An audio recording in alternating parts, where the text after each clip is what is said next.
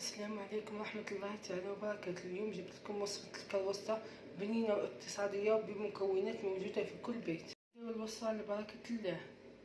كاس ماء دافي، حليب دافي، مغرفة كبيرة خميرة الخبز، مغرف سكر،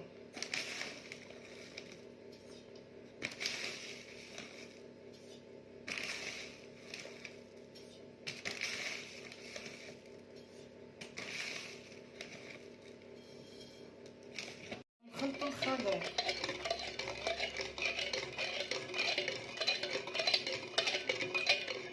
كاس زيت،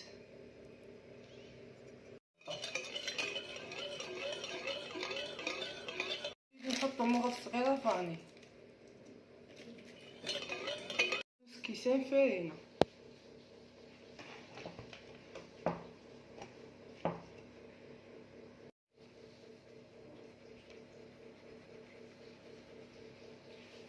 نخلطو، نزيدو نحطو مغرفة صغيرة ملح ونخلطو. كاس تالت الفرينة،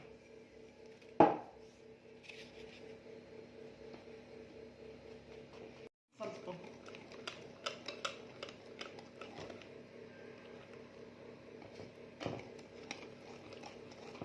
نصب الكاس الرابع بشوية ونخلط.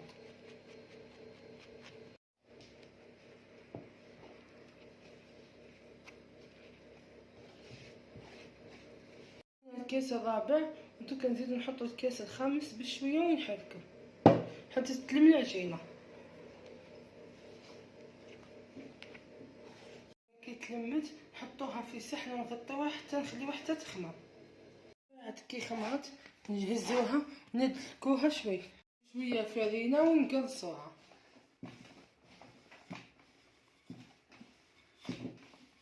وهنا نحطو الزبدة مع شوية نشا، وتكون الزبدة عادية ولا التوريق كما تحبوا.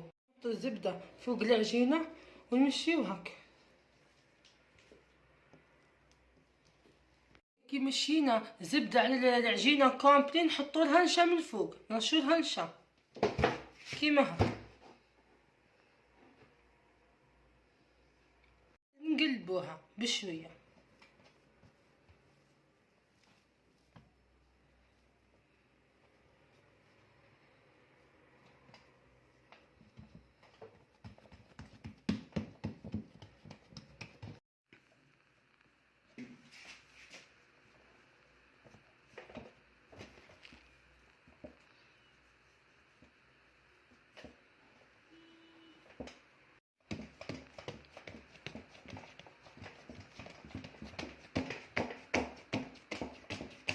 نقصوها على النص وندقوها في لاكلاص تقعد ساعة.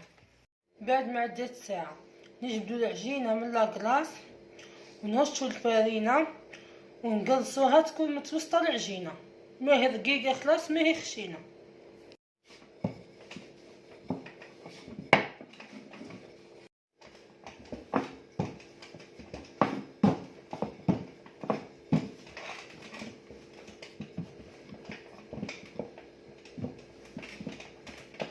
هنا كي خلصت وقرصتها قصيتها بالموسى شكل دوايره.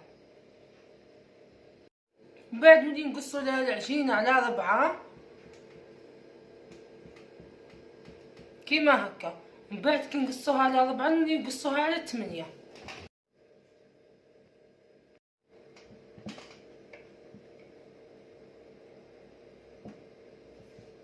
قصيناها على 8 هاي كيفاش تجي.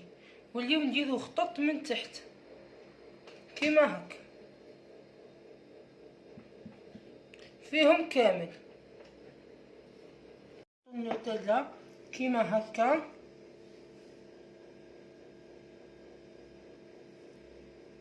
نوليوها كيما هكا.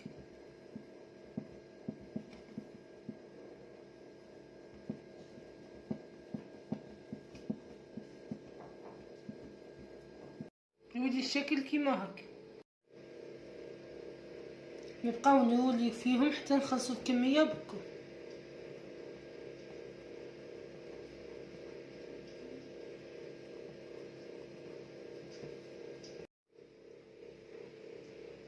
هيا بعد ما خلصنا خدمناهم وخلصنا نغطيوهم ونخليوهم يرتحوا حتى يطلعوا. ومن بعد نجيبوا العظمه نقسمها على نص، نحطوا صفار البيض مع شويه حليب ونخلطوا.